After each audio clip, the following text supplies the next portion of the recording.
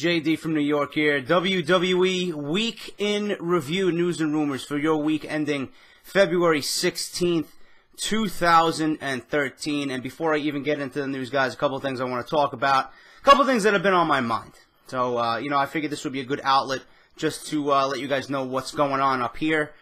First of all, happy birthday to my brother Frank, or a.k.a. Mr. Legionary. All the Legionary music you guys hear in every video that I put up on YouTube comes from my brother. So happy birthday to him. He's turning 29 on the 16th. So we'll probably go out drinking this weekend. So happy birthday to him. I'm very proud of him, and I can't wait to unleash his new music to you guys. It is sounding unbelievable so far. You guys are going to love this shit. But what I want to talk about is, a lot of people are asking me, about news and rumors. And, I enjoy doing this. I enjoy coming on here. I enjoy giving you guys my opinions on news. I like treating this as my little baby.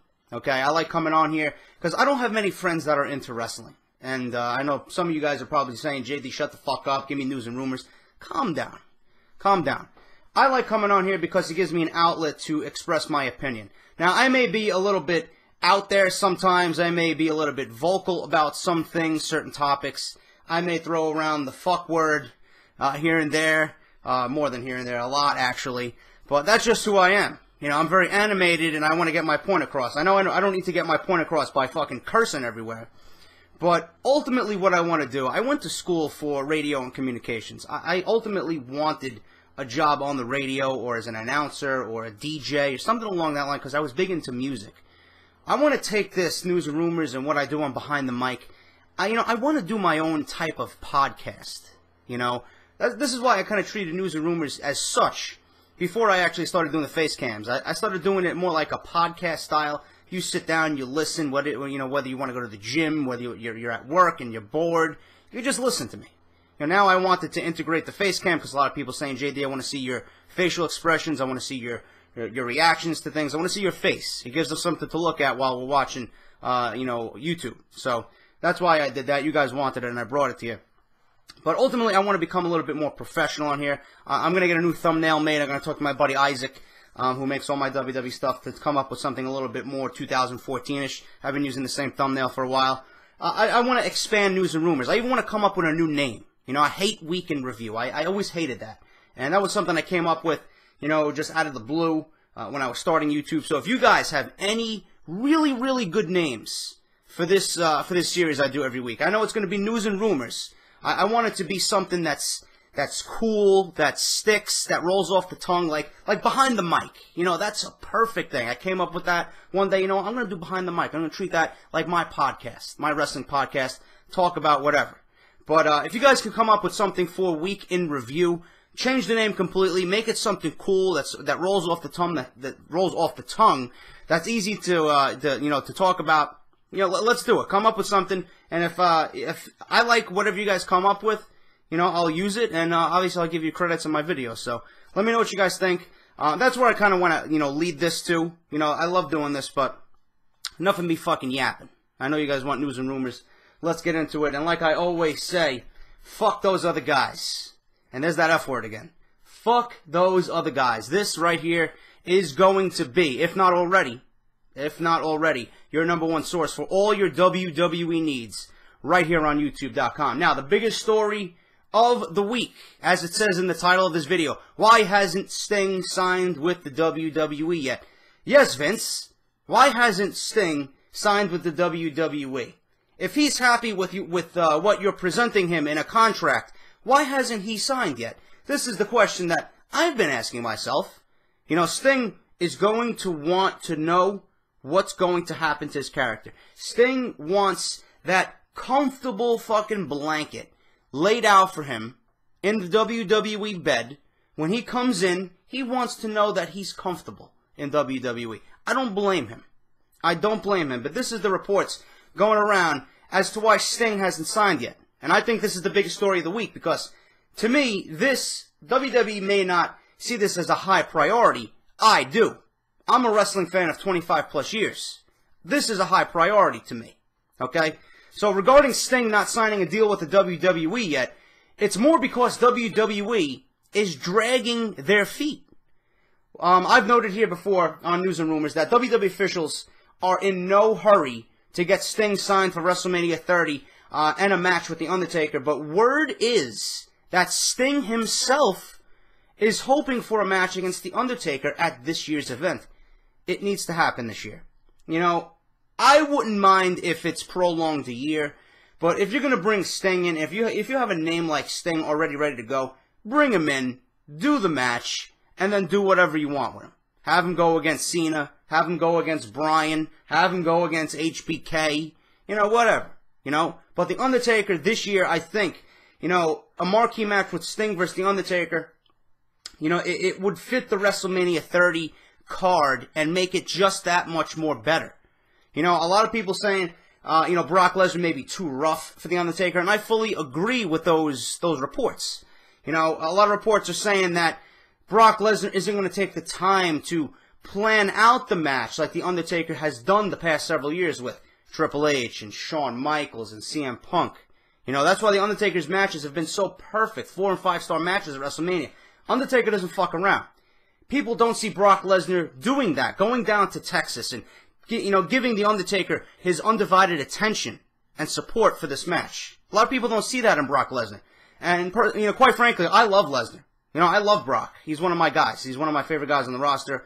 I'm, you know, so excited that he's going to be in a main attraction at WrestleMania. But, you know, if it's to better the match, Sting would do that. Sting is a veteran. He knows what needs to be done. He knows this is The Undertaker. He's been wanting this match with The Undertaker for so long. I think this would be the ideal match for WrestleMania. But let's continue on.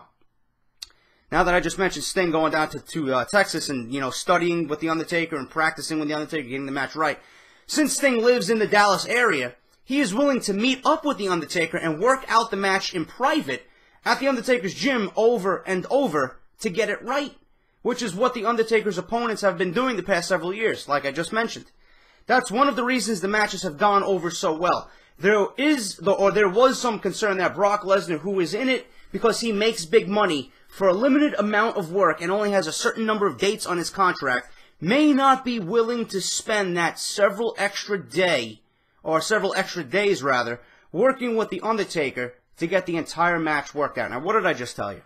Okay? This makes sense. And the WWE really needs to put this up on their list of things to do. Okay, WrestleMania 30 is looking like a shit show right now. It's not looking impressive. It's not looking like the WWE knows what they're doing.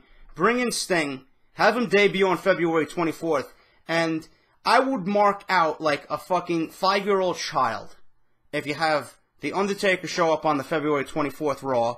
You're going to have Hulk Hogan already there doing whatever he's doing for WrestleMania and promoting the network, WWE Network, which launches after Monday Night Raw. And then you have Sting. Can you imagine the closing segments of the February 24th Raw and The Undertaker comes out with the last segment and says whatever he's got to say about WrestleMania, and all of a sudden the lights go out, the lights come back on, there's nobody in the ring, the lights go out again, Undertaker's wondering what's going on, and all of a sudden you see Sting in the fucking rafters of the arena, walking back and forth with a baseball bat, and he, you know, and then obviously you see the camera from down in the ring look up, and then Sting just stops and points the baseball bat down at The Undertaker.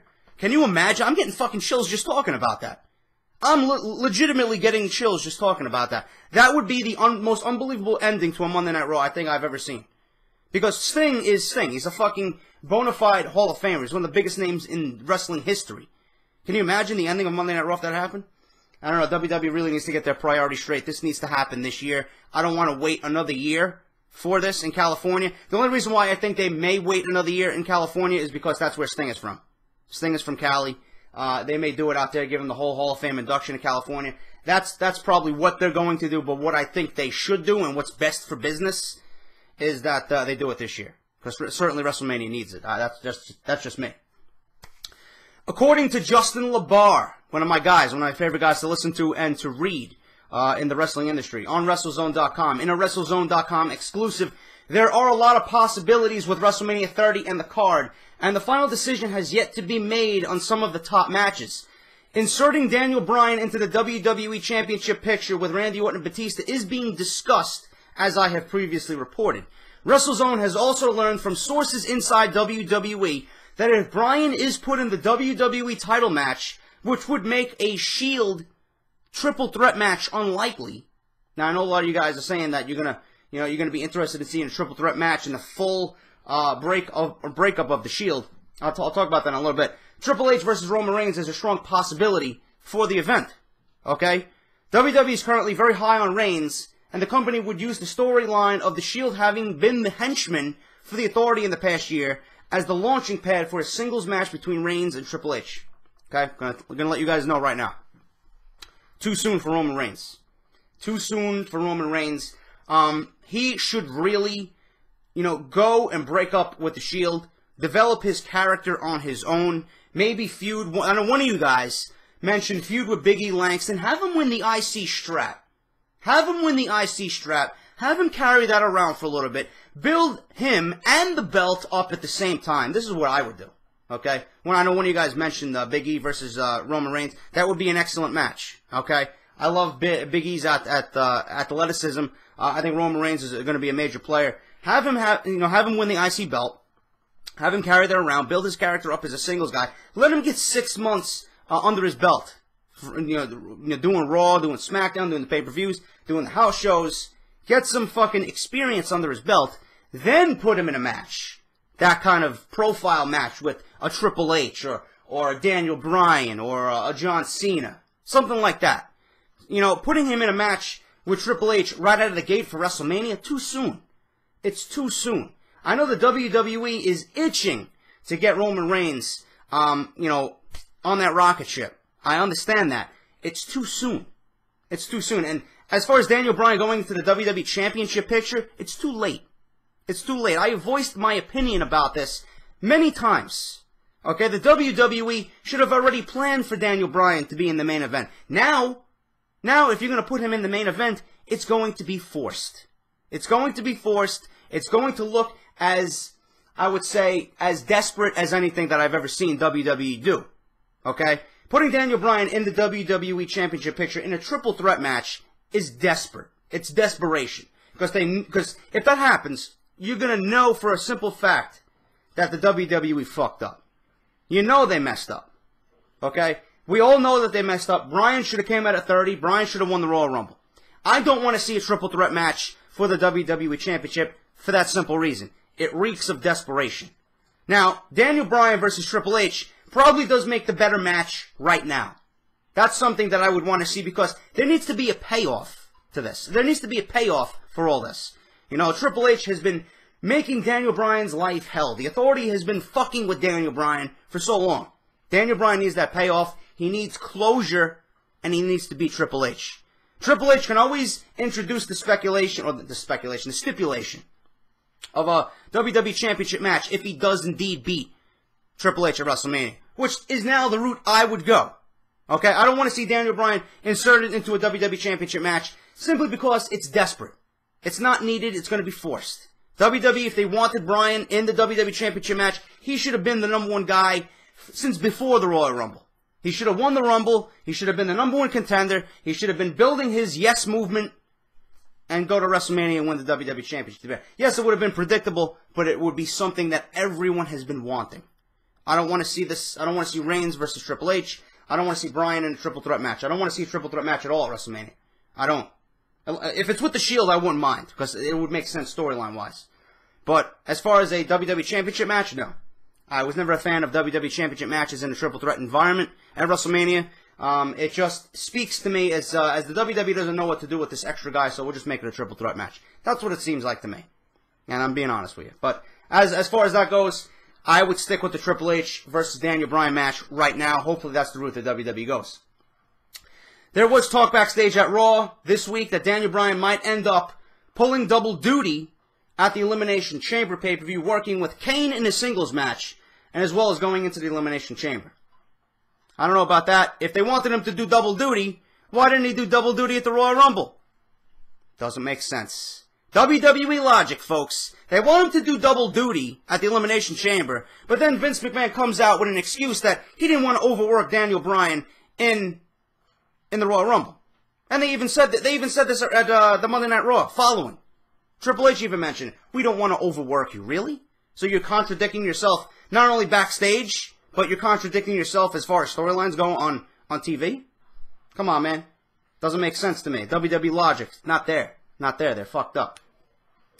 Figure 4W Online confirms that the WWE officials are discussing the idea of putting Daniel Bryan into the WWE Championship match with Batista at WrestleMania 30. Now, this report's saying that it might be a singles match. That's something I would be for, but how are you going to get him there? Actually, also, you know, there's also thought, I'm reading here right now, I'm skipping ahead, I'm sorry. Making it a triple threat match also with Randy Orton. Like I said, I don't want that. But there is ideas, there is, you know, speculation going on that Batista versus Daniel Bryan is a possibility for a main event at WrestleMania, which I wouldn't mind. But how are you going to get him there, like I just said? Bryan versus Triple H in a singles match is also being discussed and still on the table. As noted, WWE officials are holding off on making any big decisions unless the Elimination Chamber is over. Until the Elimination Chamber is over, we're not going to see WrestleMania starting to take shape. That's what the report says. Which, you know, it shouldn't be that way. WrestleMania should be planned right now, but you know, I've been coming on here every week, and I've been telling you the stories and the rumors and everything that's going on right now, all the speculation. It seems like WWE doesn't know what they want to do. And it sucks that they have to wait till the chamber's over to finally figure out where to go at WrestleMania. WrestleMania should have been planned already, before the Royal Rumble even happened, before January even hit, before the New Year even hit. You know, it's just sad to see the WWE this confused and this lost on how to book these guys. It's fucking simple. It's simple mechanics here. I mean, we all can do it. I don't understand what the big problem is. I really don't. I hate reading shit like this. I really do.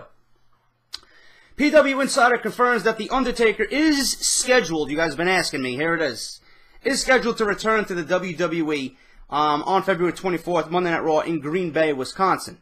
Hopefully, the crowds in Green Bay, I don't know if you guys, any one of you guys are, you know, listening to me from Green Bay or Wisconsin in general, hopefully you guys bring the roof down for that February 24th Raw. It's going to be a big deal. This report from PW Insider mentions the return has just been locked in within the past 72 hours. Okay? WWE is calling for his return to help kick off the network and also to start his storyline headed into this year's WrestleMania. Now, it could be Brock Lesnar, it could be Daniel Bryan, it could be anybody for all I know. Sting, I don't know. All I know is that WWE is going to have The Undertaker, like I mentioned on the February 24th Raw. It always makes sense. It's, you know, it always is the case with The Undertaker. February 24th Raw, or on the Monday Night Raw following the Elimination Chamber, is always a big deal. We're on that road to WrestleMania. WWE officials have begun to de-emphasize CM Punk internally, and they have the impression that he's not coming back anytime soon. One reason the company is not burying Punk publicly yet is because Vince McMahon really does like Punk's personality, and he loves Punk personally. As noted, Vince still hopes the two sides can work everything out. Another reason is that they have a lot of time and money invested in Punk, and they have the CM Punk name out in stores and other places, and they want to protect that as best as they can, as long as he is associated with the WWE. There's a good chance that WWE doesn't even publicly acknowledge Punk is gone until his contract expires in July.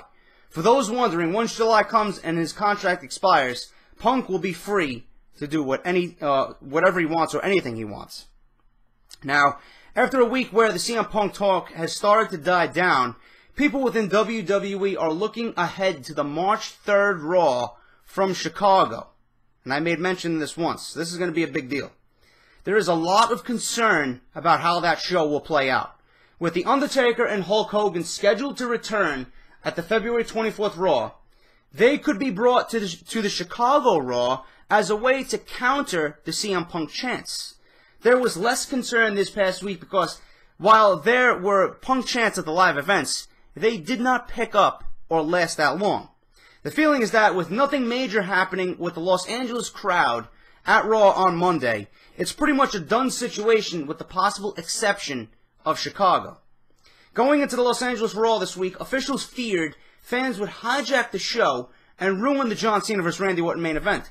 The idea was to bring Daniel Bryan out twice, including right before the main event, have him go over strong and get the chance out of the way. There remains mixed feelings within the company regarding Punk's status. Virtually nobody agrees with him when it comes to walking out 30 minutes before a live TV shoot, and many have sympathy for some of his concerns, but they argue that Punk was legitimately the number 2 guy in the company for quite some time. On a related note, it's acknowledged that Punk was very popular, but the belief is that he was not a ticket seller to live events, and only on occasion was he a difference maker in pay-per-view business. At the same time, Punk was the number 2 merchandise seller. Interesting story here. If you guys haven't heard my opinion on the CM Punk situation behind the mic, excuse me, behind the mic down below, link is down below. You guys can go check that video out. I talk about it for 30 minutes, what I think about CM Punk leaving the WWE on his own volition, okay? But CM Punk being number 2 merchandise seller, yes, this is true. That he was not a ticket seller to live events, I don't believe that for one fucking second. I really don't. I really don't. I believe Punk was a huge draw. Whoever says he's not a huge draw is obviously a fucking retard. Plain and simple. You know, I don't go to live shows. I read the news and rumors. I read the dirt sheets every week. Okay? I know Punk was a live seller. You see more Punk chants, you see more Punk signs, more Punk t-shirts than almost anybody on the fucking roster. Besides John Cena, of course. Now, do I agree with Punk? I'm gonna add this. Yes, I agree with what he did. You know, I know if you don't work in the business, you know, and Justin LaBar mentioned this on WrestleZone. If you don't work in the business, obviously you see what he does as the rebel thing to do, the right thing to do, to stand up against big business and big corporation. Now, if you're in the business, you see this is wrong. Okay? And it's not what you do to your peers. It's not what you do out of respect for the industry. And I totally agree with what he said. He knows what he's talking about. This is why I enjoy his work so much. But Punk will be back. You know, we got to put Punk to the side. He's not going to be at WrestleMania. It's Daniel Bryan's year regardless. Punk will be back. I do not think Punk wants to go out this way. I really don't. So just based on that, I don't think he's going to stay out very long. If he does come back, obviously Vince is going to have a helping hand in that. Vince is going to bring Punk back no matter what, because I've been watching WWE too long to know that, you know, Vince, whatever he wants, he pretty much gets. Okay? You know, money talks. He's going to reward Punk. He's going to settle this with Punk, and Punk is going to be back on WWE TV. Now, whether he is respected and welcomed back by his peers is a different story. But Punk has never been one to care what anyone thinks. He's going to go out there. He's going to collect his money. He's going to entertain the fans. He's going to embrace the fans like he knows how. And he's going to put on a fucking 4 or 5 star match. Like always. But, like I said, if you guys missed my Behind the Mic, link is down below. That's an interesting story, though. Another interesting story. This week, a WWE employee, who obviously asked to be anonymous, asked them to publish, or I believe this was PW Insider that came up with this. Asked PW Insider to publish the following letter. It contains graphic language. This is what the letter said. It's about CM Punk again. Honestly, Punk is being a little bitch. I liked him so much before his run leading to and after that Money in the Bank in Chicago. He's a guy where you have to be really in his circle for him to, I guess, open up, which I understand. But being put in a feud with Kane and then with Triple H at Mania is not a bad thing. Now, I understand he feels that this is his last Mania, and he wants to main event, and really, with the right storyline, that match could main event, but literally, after the Tribute to the Troops incident, he's just been too difficult. There are so many there that want his spot, that want to say, I need a weekend off to go to UFC. I really and fully believe he's a little jealous of the crowd reactions to Bryan, and it's getting to him. He's just been too much of a dick lately. That interview with Ariel, who does MMA coverage, Ariel Helwani, I think his name is, he acted like he was some kind of victim at the Troops taping when Michelle was just joking. Little bitch AJ took it the wrong way, or took it to the wrong level. Do you really think AJ would have a pipe bomb interview time or longest diva champ BS if she wasn't dating Punk? Punk really doesn't want to be the face of the company. That's BS. I hate hearing that shit. He says he does, but this isn't Ring of Honor or OVW. He would bitch so much if he had to do Michael and Kelly at 9 a.m., then fly to a different state for Raw, do a Make-A-Wish at 1 p.m., then be at Raw, then do SmackDown, then do something Wednesday to fly home, Thursday to be on the road, Friday or Saturday to do SmackDown. No way he could handle that for 4 months. He may come back as soon as Monday, or he may never come back. But if he never comes back, he better remember how many fans he's fucking over right now. The same way he believes the WWE is fucking him over. And I'm not defending Vince or Triple H, especially Triple H, because people are seeing that Triple H taking over isn't as cool as they thought it would be. Outlaws, Nash, X-Pac, Flair, HBK, Batista, yeah, must be nice to be Triple H's friends. Now, I've been trying to figure out who this letter came from. I couldn't figure it out. Actually, I thought it was Batista before the name Batista was mentioned at the end of that letter. I really don't know who it is. Honestly, was Orton mentioned here? No. Honestly, this may be a Randy Orton thing. I really do believe that. I really do believe that. You know, if you guys want to replay this video back and listen to what I said here, I honestly believe it's Orton. So if you guys have any idea who you think it might be, let me know down in the comments. What else do I got here? A few more notes here. I've noted from multiple sources on WWE News Rumors that WWE officials do not see signing Sting as a priority. While this is true, they do want him as a part of the company, as they realize Sting is sort of a last piece to WWE's WCW puzzle. They also realize that there's a lot of money to be made with Sting through t-shirts, action figures, and other merchandise, of course. The latest word is that Sting may pop up at WrestleMania 30, but not wrestle, and then wrestle 1 or 2 matches before being used as a special attraction. With WrestleMania 31 being held in California next year, and Sting being from California, like I previously mentioned in the opening story of this video, there is potential for him to be a cornerstone for next year's WWE Hall of Fame class. Just bringing that to you guys' attention again. That was also reported from another source. A fan who attended AJ Lee's New Orleans Comic-Con questioned and answered this past week and noted that she was asked about her pipe bomb promo from last year and said that there was supposed to be a follow-up to that pipe bomb. AJ said that while her character has been acting like a douche, she still hoped that the other divas would realize that she was trying to make things happen for their division and get them more TV time. AJ revealed that some of the divas actually took the promo personally. She said it was unfortunate that the follow-up to her pipe bomb got dropped due to the personal feelings the other divas had. Aw, poor baby. Poor baby. AJ's trying to do the right thing and get some notoriety and some attention on the Divas division. Yet nobody liked what she had to say. Meanwhile, it was all true. They could be using it for storyline purposes. The other divas obviously don't know what's right for business. That's all that says there.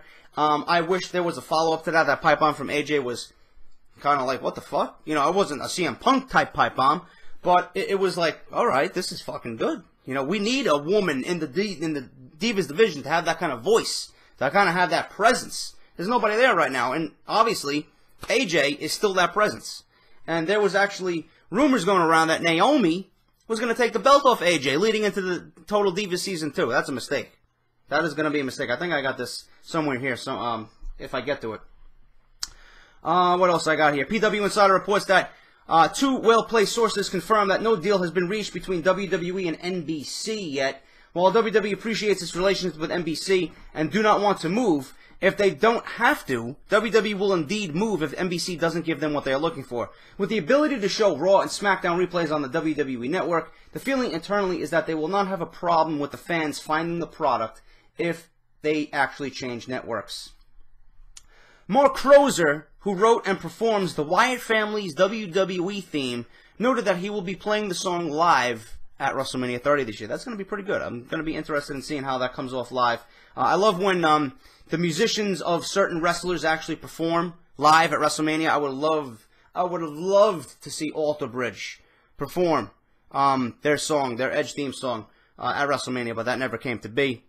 Sad thing. But I love the live atmosphere when musicians and wrestlers meet at WrestleMania. It's a great atmosphere. Great thing to see on TV. It appears WWE has dropped Antonio from Antonio Cesaro's name. His entire profile on the WWE roster page has been edited to reflect his name change, and his Twitter name has been changed to just Cesaro.